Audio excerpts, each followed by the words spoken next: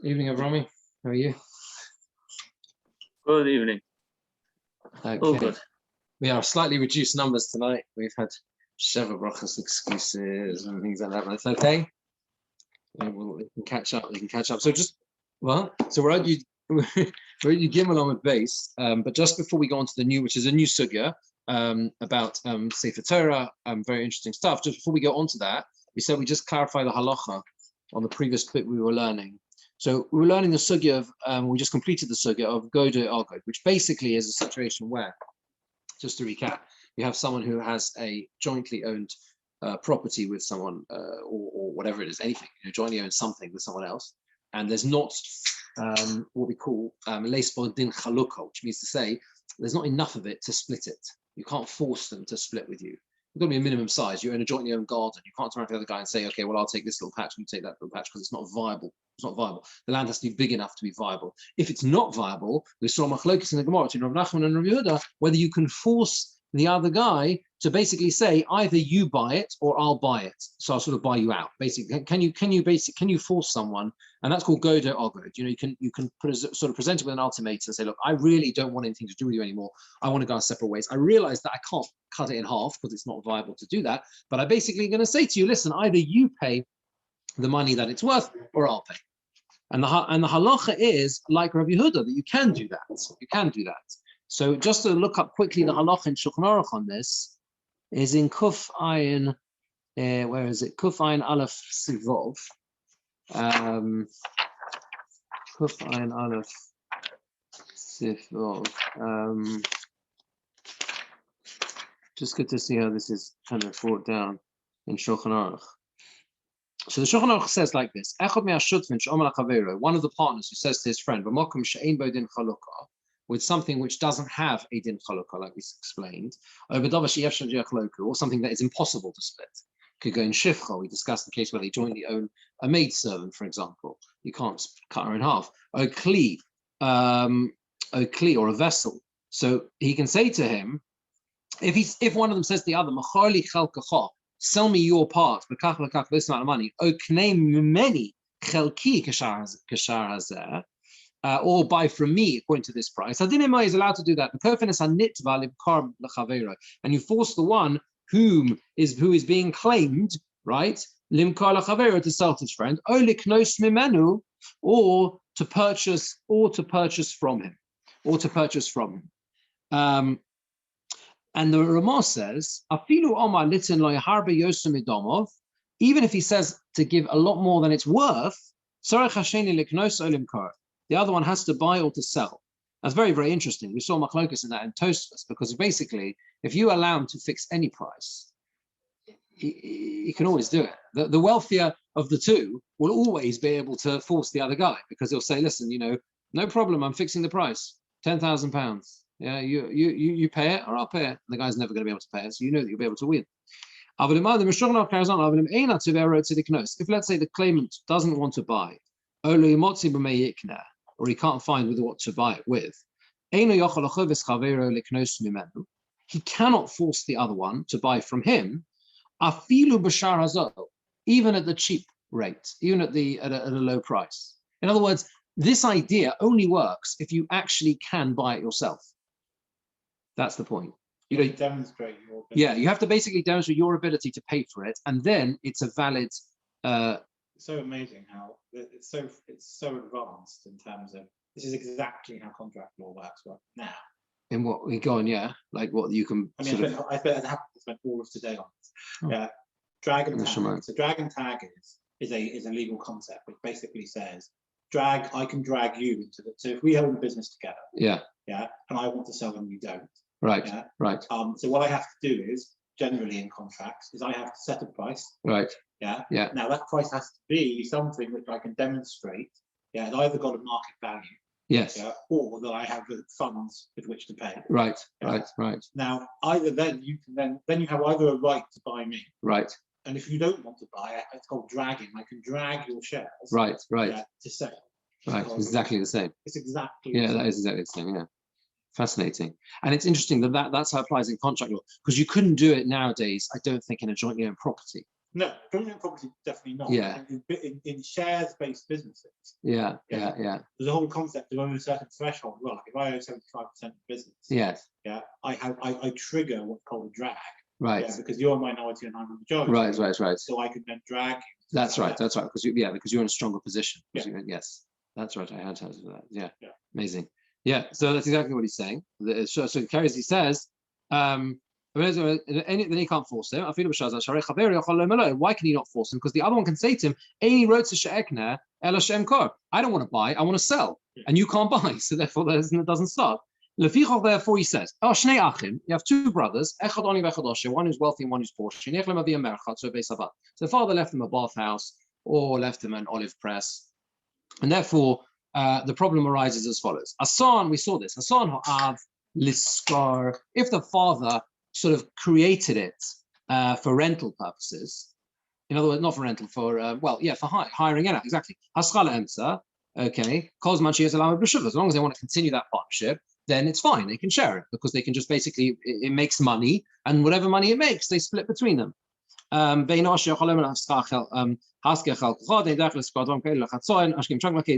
Ramah talks about something else he can't say. He can't say rent out your portion. Okay, I'm not sure exactly what that case is, but anyway, carries on. If the father made them for his own benefit, then he can't force his brother to. I think means to use them for hire, basically. The assumption is they have to continue with the usage that it was originally put to. That's the assumption. And the rich one can then say to the poorer one, bring olives and use it to produce olives. And buy servants, and let them come and use the bathhouse. At the end of the day, this is the usage of this thing. If you can't afford it, well, it's your problem. And the pauper cannot force the wealthier one to buy out his portion, unless he says, buy from me or sell to me. He can say, I'm going to borrow money and buy, because that's good. He can do that. Or sell to others, he can say, or sell to others and they can acquire. I'm not sure again what that case might be. Maybe that's an ability to sell jointly together. They talk. I think they discussed. Seems to be the Mefarshim discuss how exactly that works. Okay, we're just trying to get a brief overview. Finally, the Ramah says, some say that he can't say go to Ogod when he doesn't actually have money. He has to be able.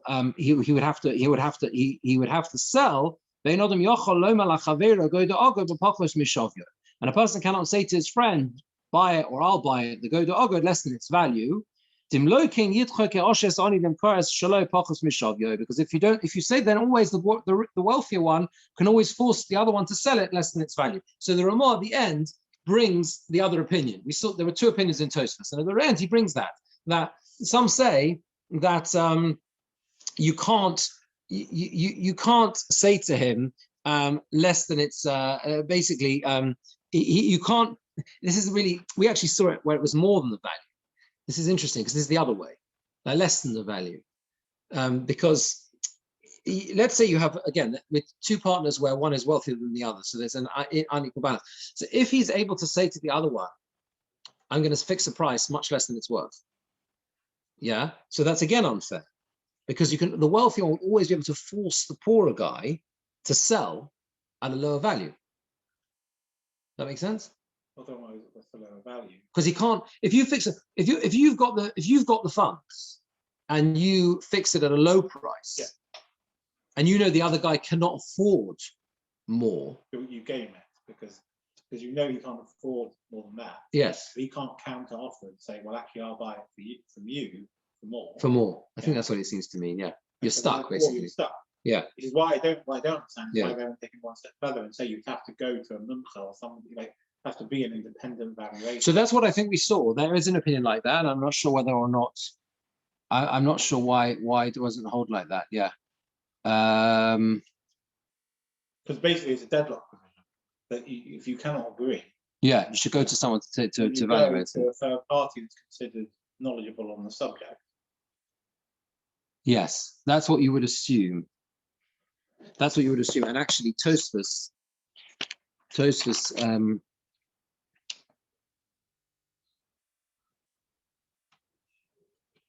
yeah, that's right. I think we saw that in Tosfos, and I think we saw in the Rosh as well. Yeah.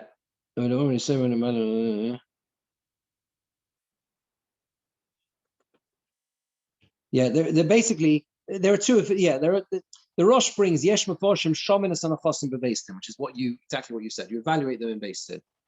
And there's an independent evaluation of the value. Yeah. So that, yeah. Anyway, it's not. Look, it's not. I'm sure there's a great discussion how it pans out, sort of on a practical level. But it's just interesting to see, as you say, it's such a relevant subject. It's as you say, it arises all the time. So it's interesting to see how the Gemora how it plays out. That we actually do say, per se, we hold this go to a good concept. Right. Okay. Let's continue now. We are 1, 2, 3, 4, 5, 6, 7, 8, 9, 10, 11, 12, 13 lines from the end of Yud Gimel Omid Base. Tonu Rabbanon. Right, the Brisa says as follows: Madbik Odom, Torah Neviim and Ksuvim Ke'echod. The Rameir says you're allowed to attach Torah, Neviim, and Ksuvim together. You're allowed to attach them together. Rabbi Yehuda says you can't do that.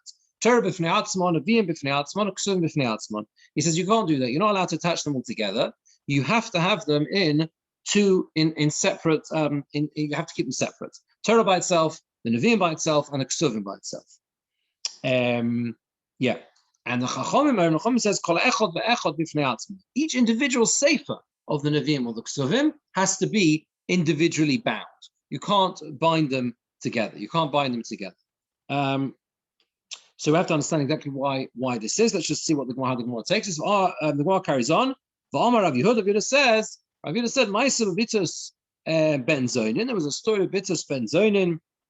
Shoyle shmoin neviim medubakim ke'echad al pi Rabbi Elazar ben Azariah.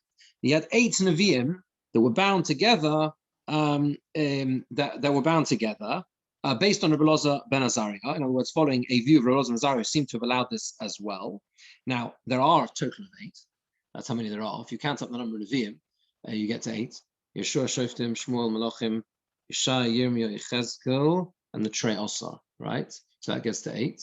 That's all one, yeah. That's all one. And of course, Shmuel Aleph and Shmuel Beis is all one as well. I mean, the next stuff, that's the Daled on the base, the Gemara is going to go through who authored each of the Sifrei Tanakh, which is a fascinating subject, right? Who actually wrote them down.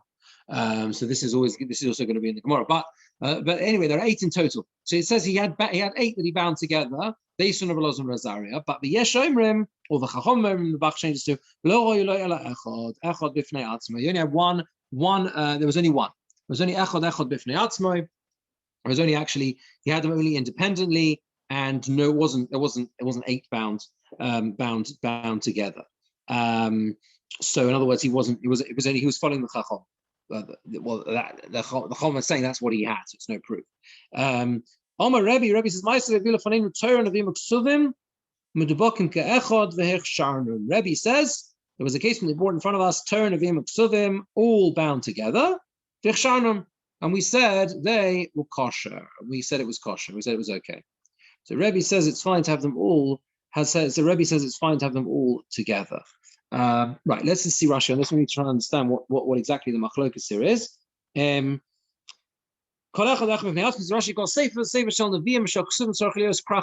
Every sefer has to be bound separately. We mentioned, I think last time, that obviously you have to picture, everything is in a cloth. Everything's in a scroll, right? There's no that's foreign, right?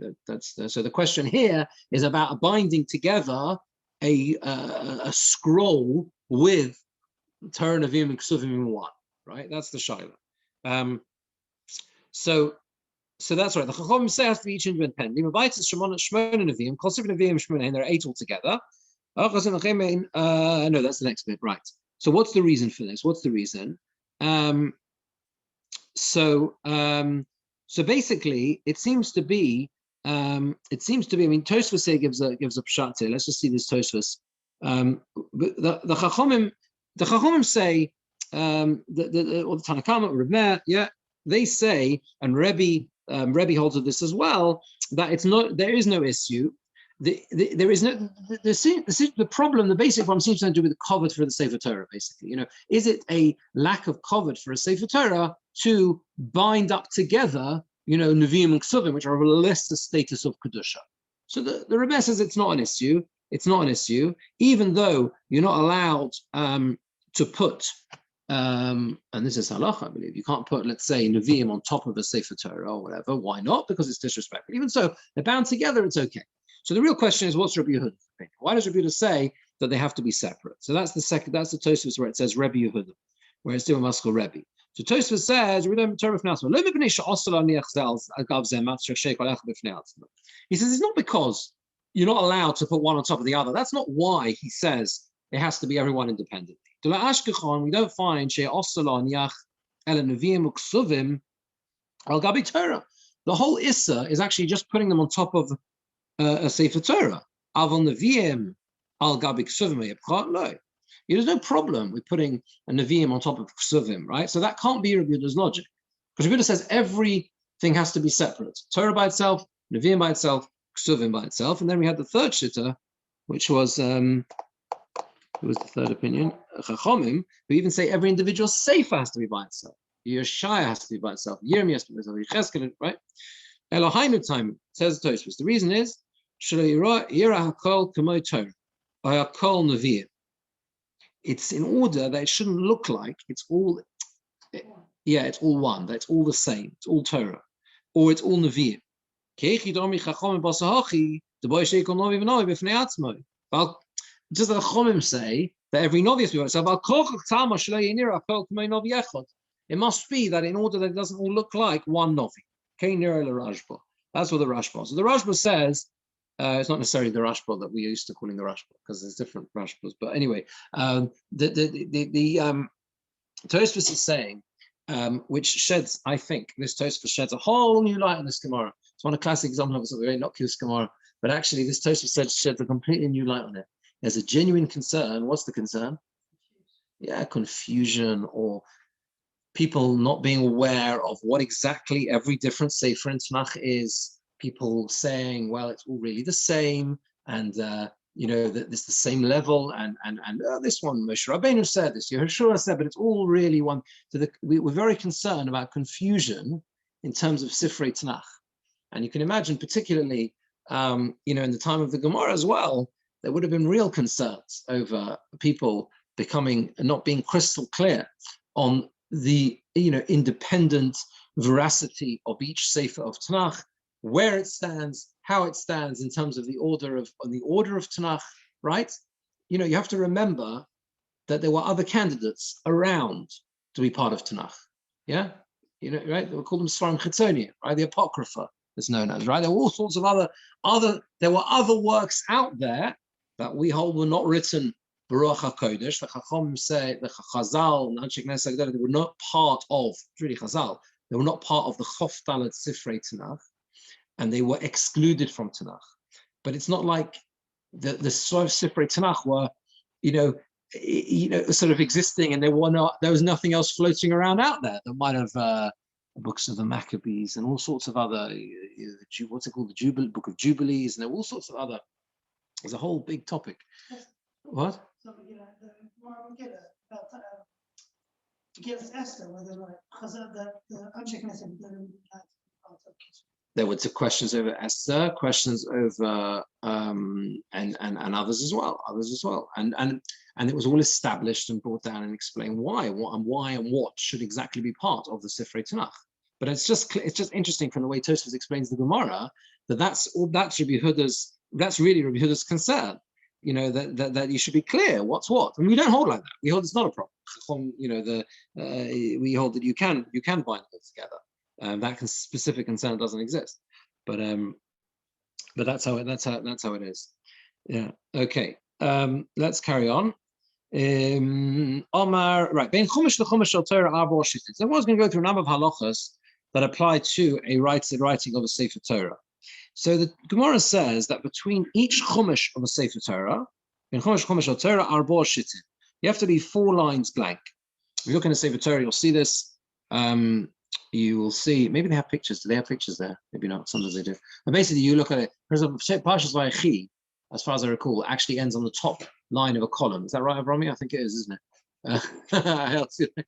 You know, I think it is. I think it ends on the top line of a column, and basically I think so. And you've got a top line, and then you've got 4 lines blank, and then Shmos. It's either 1 line or 2 at the top. I can't remember. Wouldn't that depend on how many lines per column you had?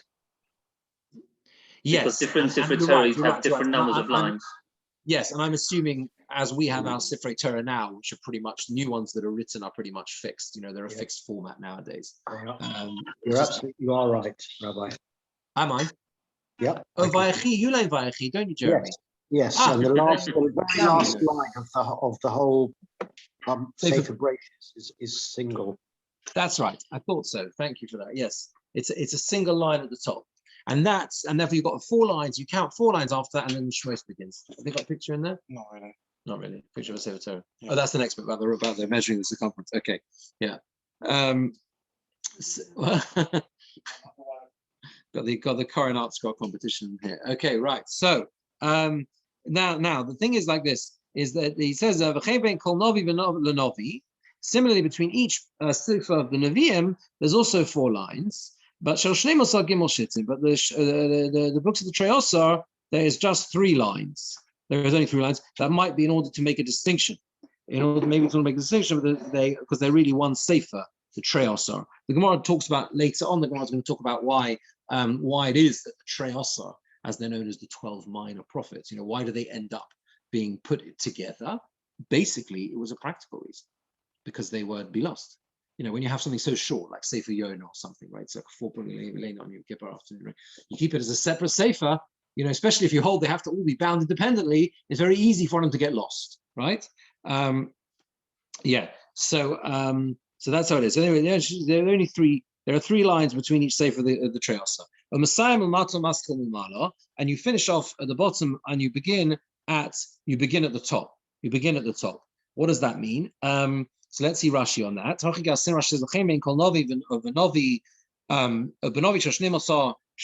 and between the Nevi'im of the 12 Shvatim, of the 12 Treos and Nevi'im is 3 lines. Rashi says that means if it happens to be that you finish off the sefer at the bottom at the end of the column, you begin the next one at the top of the next daf. You don't need to leave the space then. In other words, had it been a sefer, for example, well, I don't know if it's the same with, it might not be the same with the Chumoshim. It's not entirely clear whether that would apply to the Chumoshim as well, but let's use the Vayechi. Let's say, for example, let's say it does, and use the Vayechi example. So the Vayechi example, what would happen? You'd end up, if you happen to finish Vayechi at the end of the column, so you'd start again from the top of the next column. You wouldn't need to leave any space at all. A person who wants to join together the Torah, Nevi'im, and Ksuvim as one, medabek, you're allowed to attach them together. That's following the opinions that we learned that says you can do so. What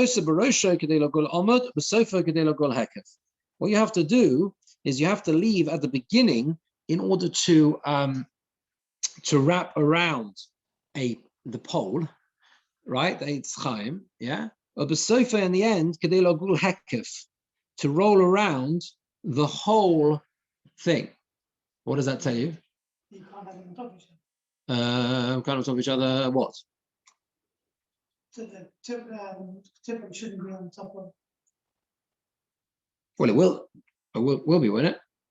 I mean, he's saying you've got to leave enough blank parchment that can go around the whole circumference at the end. So the beginning, you leave a little bit that can go around the wood, and then the end there has to be enough cloth left over that can circumference nothing. Now I'm just thinking really simply, what does that show you? How well is Sifrei Torah they had? What were they using? They're one like a Megillah. Think about it, no? 1 second. Because it's only one.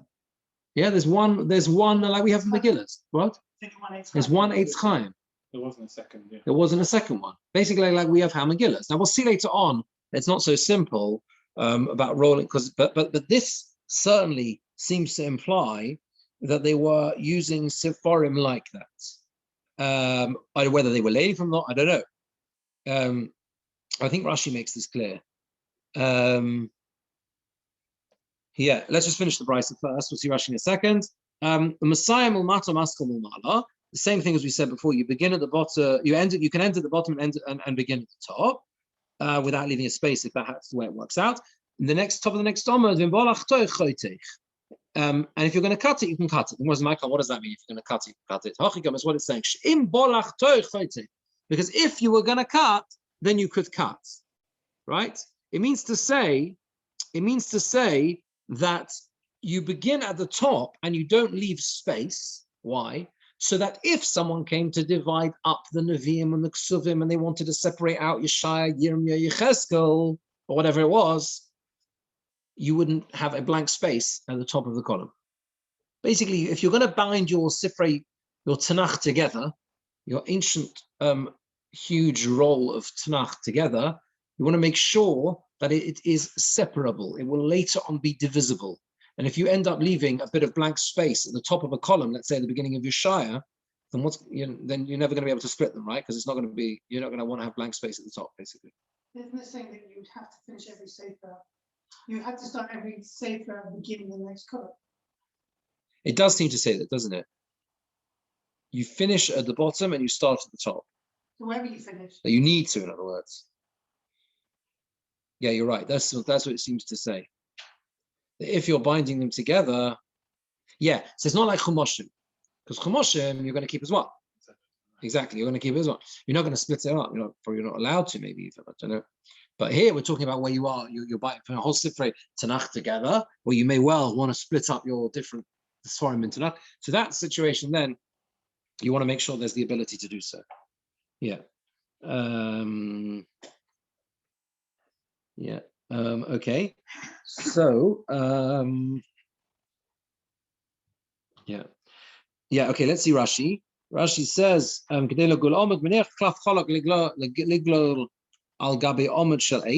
you leave blank parchment to roll on top of the Chaim, the safest roll on top of it. You leave a lot more parchment to surround the whole circumference of the whole thing. Rashi says that you don't make two. We're not talking about where you make two sort of what's it called? It's kind of basically, yeah. Amudim, he calls them pillars, but that's what they are. To roll it to the middle, as we do for Sefer Torah, you roll it from the beginning to the end, and you wrap the blank parchment on the whole thing, on the whole circumference. Now, the Tosfos has a big problem with this. What does it mean you roll it from the beginning to the end? You roll it beginning to the end. If you roll it that way, so how do you end up? End up at the end of Ksuvim. You know what I'm saying? So no, but what's on top of what? That's like Ksuvim. The Torah will be in the middle. Yeah. Exactly. Torah's at the beginning. Exactly. You roll it that way, and then you end up with Ksuvim, or the end of Ksuvim, basically on the outer column, the outermost. Yeah. And he has a problem with that because in Maseches Sofrim it says that all Sforim always roll to the beginning. Take a Megillas Esther. How do you roll Megillas Esther? Like that. You have your one column, right? You have your Megillah. Okay. A lot of them nowadays they're not on a column at all, are they? Right? They're just a clough. But some people have that. My father has one that's on a Chaim. You can get them, I think. Normally they're not, are they? They're normally just a scroll, right? But how do you roll them? So you pull out and you've got the first bit, and then when you finish, you're rolling back from the end, yeah, right to the beginning. So where's the beginning? Beginning ends up back at the front again. On the outside. Yeah. So that's the opposite of what we're saying, right? Because in those little wooden ones where you have the pulley. That's right. Yeah. Pull out. It's the beginning. If you're starting at the beginning, then you're ending up. The beginning is on the outside. That's what I'm saying. Clockwise versus counterclockwise. Yeah. You know, so if you were to roll it the other way, you would end up with the end of the beginning. That's right. But in the way that it does, yes, that's right. So that's not what like Rashi say. Yeah. It's interesting because the same thing he says also, Tosfos also says with the mezuzah. When you roll a mezuzah, it's very important. You've got to know how to do that. Nowadays, a lot of people buy them already rolled up, so it's done for you. But if you don't, you buy the klaf. You always roll echod klape shma. Echod towards shma. That's how you remember it. Yeah. Do you understand? Yeah. So that if you would open it, you don't because you keep it rolled up. You'd open it up. It would open with Shema Yisrael. It would open in the right way. You roll it. Imagine the first line. Shema Yisrael. You roll it from echod towards Shema. I don't know if that's counterclockwise or clockwise, but you get that. You get the idea, right? Okay. It's the same thing. It's the same thing as the Megillah, right? You open it. So you start where you open it. Yeah. Anyway, because of this problem, interestingly, Tosfos has a different gerus in the Gemora. The Ri has the gerus in the Gemora. V'osa barosho kedei hakef, or b'sofo kedei logol amad. At the beginning of your Sefer Torah, there is enough parchment to surround the whole circumference, and the end surrounds the column, the pillar, the piece of wood. But the beginning, the words at the beginning start with duration.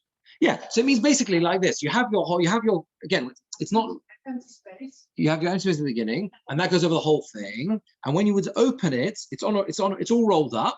When you would open it, you're opening it. That's right. I say we don't really have these anymore, but the Rashba has a whole other explanation how you can fulfill how you can keep how you can fulfill the text that we have. But either way, that's how it is. The next, let's do the Rashi. You know what's the point of having that blank space? So presumably it's covered. No, I would imagine it's covered for the Sefer Torah. Wouldn't you say? Simple. Yeah, I assume that, but it's all Torah. Yes, it's but running on Torah. Yeah, but you would want to cover the cloth, so otherwise the outermost of the roll. So can the cloth that the Divrei Kodesh is written on be considered as something separate that's covering the cloth that even though I've written on it? Well, it does for the rest of the Sefer Torah, but the outermost roll shouldn't be. That's what we're saying. Look, it doesn't apply to our Sefer Torah. We're going to come to that because our Sefer Torah is a roll to the middle anyway, whatever, right? But in a Sefer Torah that you have it in a single cloth, I wonder how the Megillahs are made. I wonder if they must be made that way. I think they are. It's not very hard to do that with a Megillah because it's not very much. But I think they are made that way, the Megillahs, no? I think they are. Meaning I think there's enough cloth before it starts. Maybe not. Okay. Rashi, let's talk Rashi top of the what does it need to say? Why does it say that? Everyone agrees. If it's better if they're separate. So why does it need to say, what's the point of it saying, and if you come to cut it, you can cut it. Obviously, you can cut it. So what's the Hochikam is what it's saying. It says Rashi, you start at the top, you don't leave it blank, because in because if you want to cut it, you cut it. It will be the top of the column, top of the new volume you're creating. And it's not appropriate that this particular page should be different from the others for nothing. And that's why you need to leave the blank space at the top. I don't know who have been to the Israel Museum, but you see the Dead Sea Scrolls. Yeah. So I always found the most amazing thing about that is you can actually go up there close. They have the whole of what they call the Isaiah scroll, the Sefer Yeshaya, and you can look at it really closely. You can't read the exact words. It's just amazing. It's like thousands of years. It's exactly the same. I mean, there are some questions over some discrepancies, but pretty much, as far as I recall, it's pretty much incredibly similar, close to text. There are fragments of a lot of Sefer Tanakh. They're not all there. There's only one Sefer that didn't appear in the Dead Sea Scrolls. One Sefer Tanakh. Is that? Yeah, there's one. There's no fragment of in the whole. No, there are other reasons, other places for it, but it's fascinating which one it is. In other words, in all the Dead Sea Scrolls they found, there are bits and pieces of every Sefer in Tanakh. Yeah. There's only one not. It's a good quiz question. Any idea? It is Esther. Yeah, Now, it doesn't mean anything really, because apart from anything else, and we digress, but I actually studied this as part of my master's in the university. It was fascinating, but there's a big question about who they were, the people who collected them. The best guess is that they were like a library. They were collecting them from all over the place, and there was a collection of scrolls. But it could be that this particular sect, maybe they didn't hold of Megillah. They weren't necessarily, if they were, the people who lived there didn't seem to be mainstream. They were the Essenes. They weren't necessarily mainstream Jews. And of course, Megillah Esther comes back from Golos Bovel, right? So that we know that unfortunately there were all sorts of streams and strands that didn't necessarily follow mainstream tradition. But it's not really a proof, because it could be they just didn't find that fragment. It's not really the absence of evidence. What's the quote? The absence of evidence is no proof of something. You can't, absence of evidence is not proof of evidence. It's not proof of evidence. Anyway, yeah, but it is. But there you are. So, but as I said, the most important finding actually from the whole of from the Dead Sea Scrolls actually is the fact is the closeness. And it is the similarity. That's the most remarkable thing.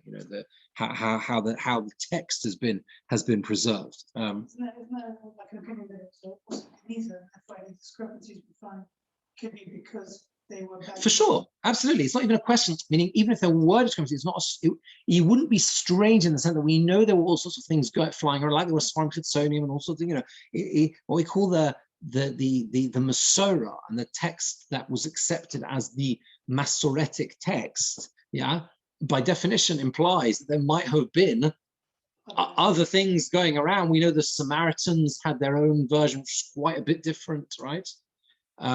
It's a separate share for another time, but I've got a fascinating article by Rabbi Gil Student, who writes it's a great stuff on this, and how it goes through all of the potential questions with the text that we have, sort of dealing with each one independently. It's a very good, it's a good share for another time, maybe. Okay, right, let's carry on. So the Gemora says, Ramini, question of Bryce on this.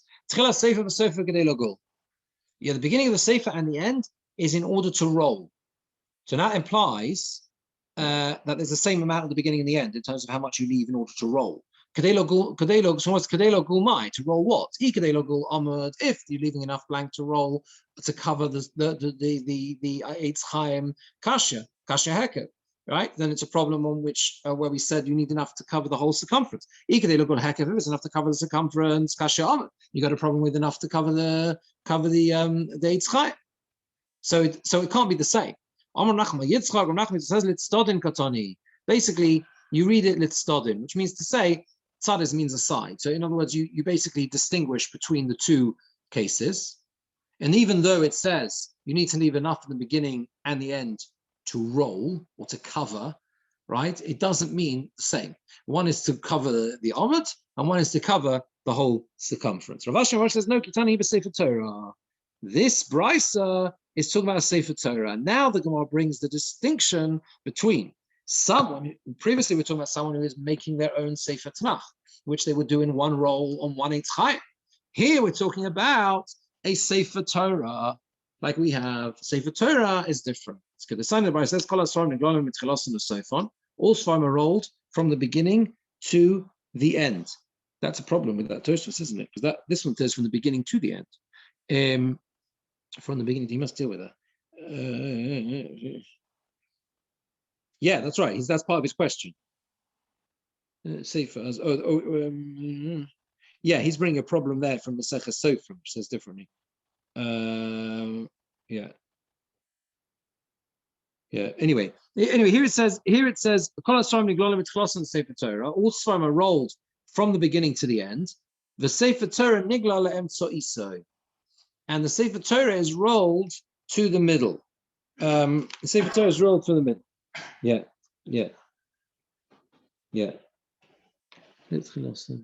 I wrote it here many years ago. I wrote the question. Sorry, I just discovered a little pencil note on my Gemora.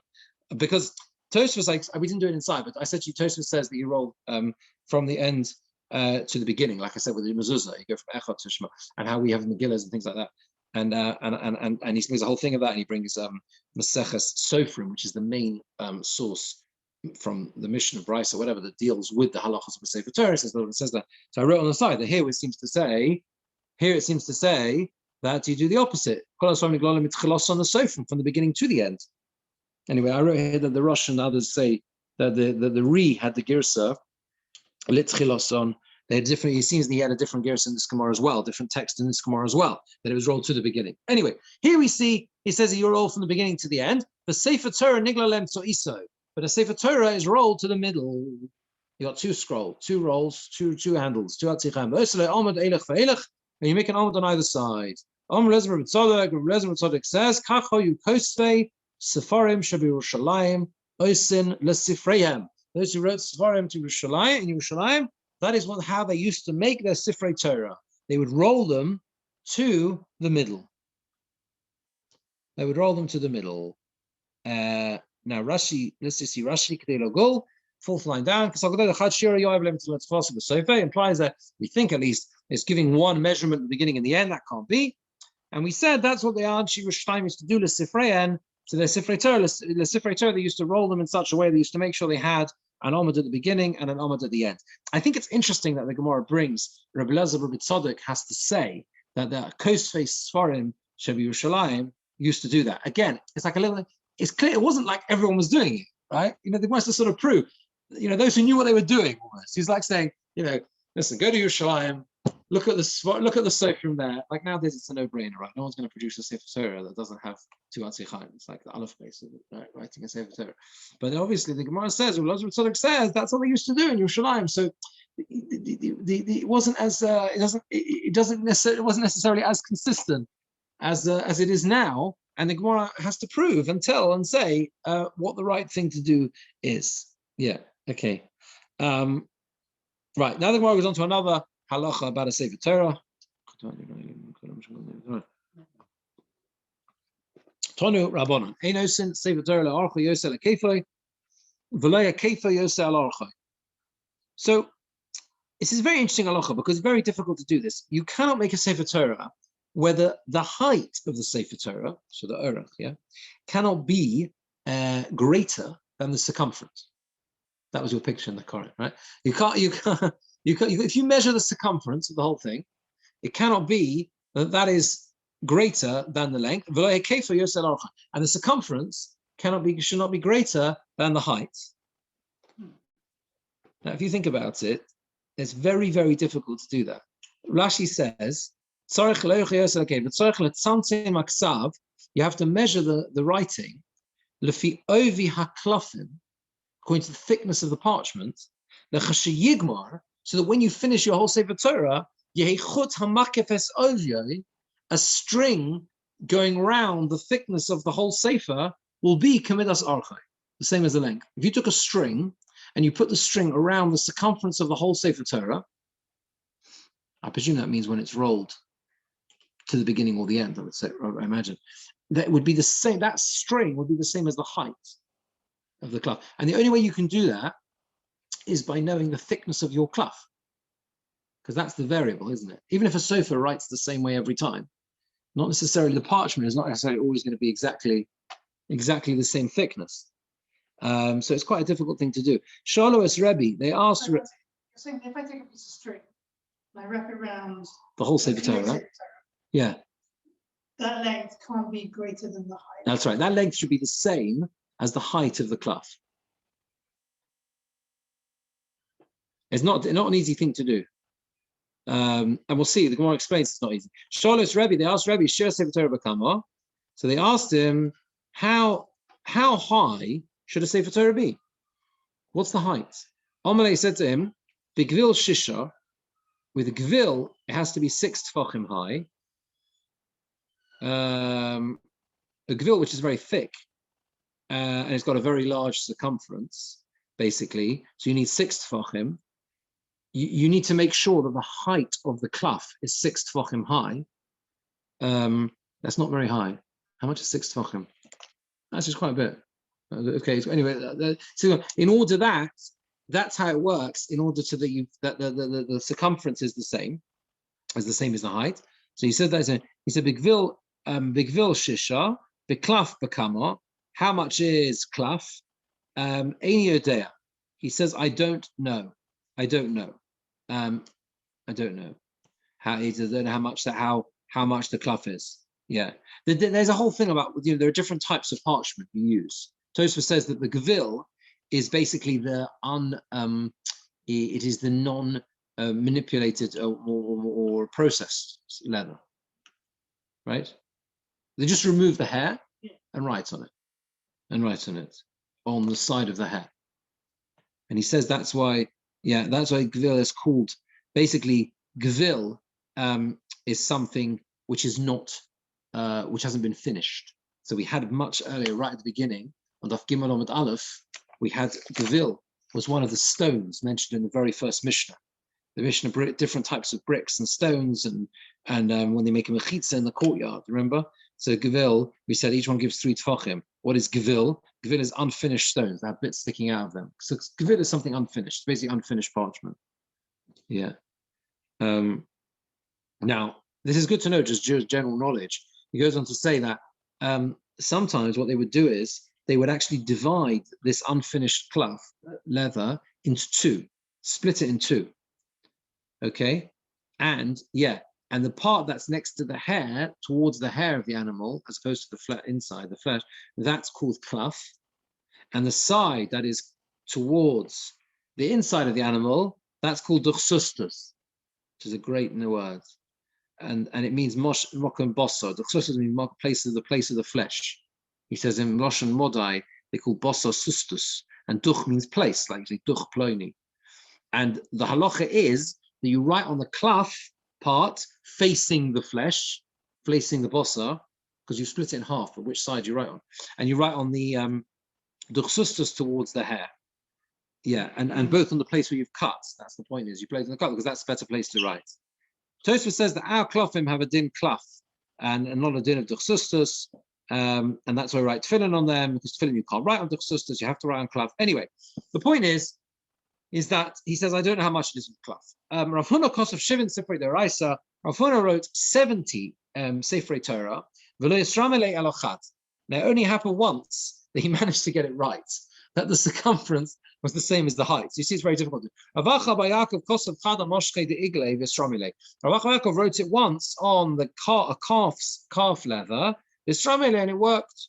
Yavu be'Rabbanan now, but the Rabbanan looked at him, an ayin hara, they sort of gave him an ayin hara almost. Yeah, it seems, and he passed away because they were all looking at him and wondering how he managed to do it. Now, this is I think that's what they use nowadays. I think, if I'm not mistaken, Sifrei Torah nowadays I think are written on calf leather. I might be wrong, but I think that's the best leather for writing on. You can get very small Sifrei Torah. You'll find a really small one. Tiny. How big is it? That was big. Really? It's very hard to learn from. We used it on Shabbos. Right. And Zachariah learned from it and said that, that you literally, he says, if you've got to, it's like, if you look up for a minute, you'll lose it. Like, is it an old one? No. No. But it was just written very small. Very hard to write small, much harder. Yeah. Much harder to write small. So you can get, sometimes you see people with very small tefillin, it's much harder to write tiny parshas. Yeah? Yeah, you've got tiny tefillin, travel tefillin. Travel tefillin, yeah. Yeah. But they're much harder to write. Travel tefillin. Yeah. As you go make kits, you can. Melech has to have a sefer Torah at home and one travel. Right. Okay. But it is. But what? There's 2 types of cloth. 2 types of cloth. Yes. So There's only 2 mentioned in the Gemora. One's when they split, and one when they don't split. Yes. One where they split and one they don't split. But the one in the it's not. The Gevil is the unfinished, is the unsplit cloth. It's the thick But stuff. the outside of the unsplit. Yes. It's the outside unsplit. The Also the outside of the split. the cloth is the cloth is the inside of the split part. No, outside of the split part. Yeah. The Gevil is the whole thing together. Split it in half, and you get cloth on the outer side, and you write towards on the inside of that split part. Yeah. If that makes sense, I think. Yes, because the other side's called. Yes, that's right. Exactly. Yeah. So that explains why you wouldn't be able to answer. There's two types of cloth. No, there's one type of cloth. There's two definitions of cloth. One is when it's not split, it's on the inside. One when it is split, it's on the outside. It's split. I don't think so. Because the whole thing is called gvil when it's not split, and there's no cloth that doesn't apply. And cloth is only when it's split, and the outer side of the split is cloth. Oh, okay, I thought when it wasn't split, the inside was. I don't think so. No, I don't think. I think it's all called gvil then. I think. That's what it seems to say. Amrule Rabbanon, Rav Hamnona, Rabban says Rav Hamnona, Kosav Rabbi Ami, Dalad Me'al Sifrei Torah. He said that Rabbi Ami, so Rabban said to Rav Hamnona that Rabbi Ami wrote 400 Sifrei Torah. Now there's a problem with that. What's the problem writing with that? Work it out. What's the problem with saying that he wrote 400 Sifrei Torah? Yeah, you can't live long enough. I mean, it takes on average, the quickest way is that you allow a year to write a Sifrei Torah. So let's say super fast, and there are Sifrim who are super fast, right? So they can maybe do it in 7, 8, 9 months. How on earth did he do that? So Amalei Rava Rabbi Zera, Amalei who he said to them, in other words, Rabbi Ami. So the Rabban says Rabbi Ami wrote 400 Sifrei Torah. Amalei who he said back to them, Avnona said back to them, Dilman Torah Sivalon and Moshe Kosa. Maybe he wrote Torah Sivalon and Moshe. He didn't write a whole Sifrei Torah, he just wrote Torah Sivalon and Moshe 400 times. But it's not possible to write 400 Sifrei Torah. Yeah. Amalei Rava Rabbi Zera, Rava said to Rabbi Zera, not to Rabbi Yanai, Arba Mea Karmi. Rava said to Rabbi Zera that Rabbi Yanai planted 400 vineyards. And he has the same problem. Amalei said, Dilma Shtaim Kneged Shtaim, Achas Yotzizonov. Maybe it was 2 opposite 2 and 1 is a tail. A simple, basic kerem, vineyard, minimal size vineyard in Chazal is basically where you have 2 opposite 2 and then 1 in the middle at the end. So 5 is a picture of 5. That's your minimal. You know what I mean? 2 opposite 2 and then 1 at the end, and then one in between the 2, sort of at the end. That's a minimal size vineyard. Maybe that's how he managed to plant 400 vineyards. That's what the Gemora says. Let's see Rashi on this. This is Rashi's second narrow line. You have to measure the kesav lefi ovia klafim, according to the thickness of the klafim. So when you finish it, that string going around the whole thing should be the same as the length, as the height. She was asking how much is the height. The gvil shu'ov, the gvil which is thick, the kefa godol, and it's got a very large circumference. You need 6 tefachim. This is the measure to be completed in 6 tefachim. Hekef b'ksav beinoni. So that's the measure to be complete in 6 tefachim.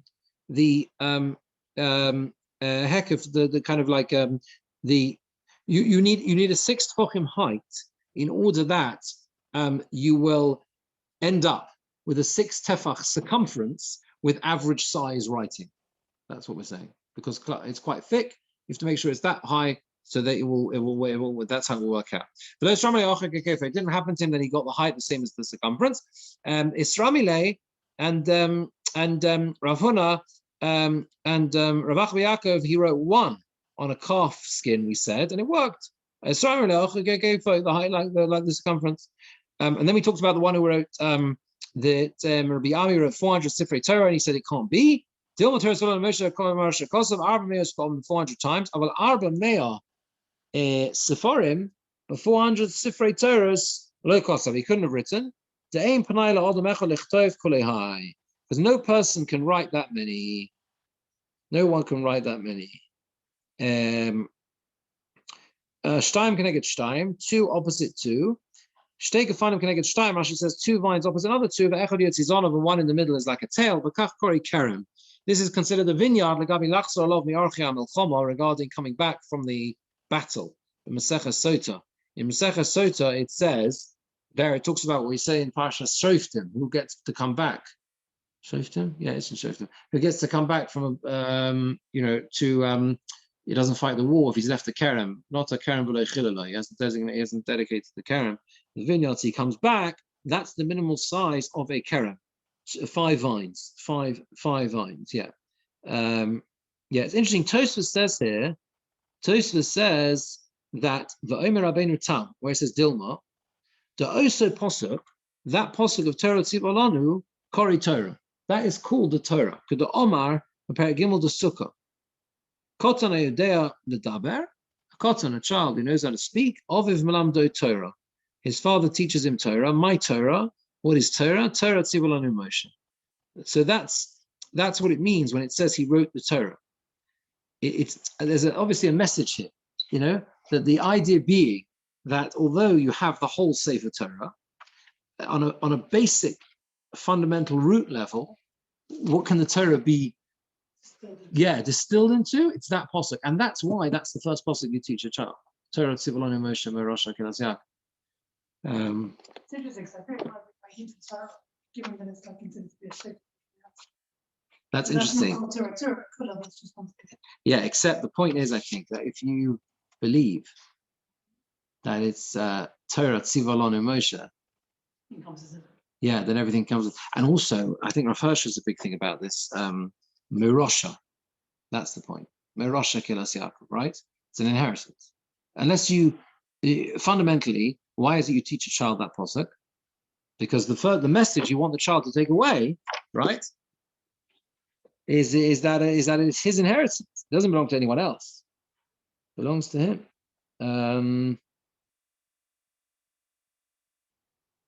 Just see if it says something here. Okay,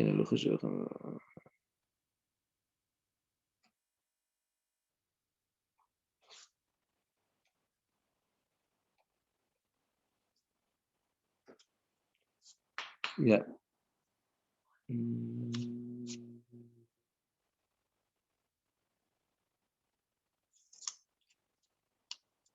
Yeah, I don't think he adds anything specifically to it here, the Marashal, but that seems to be the idea that the Gemora is trying to bring out this point here.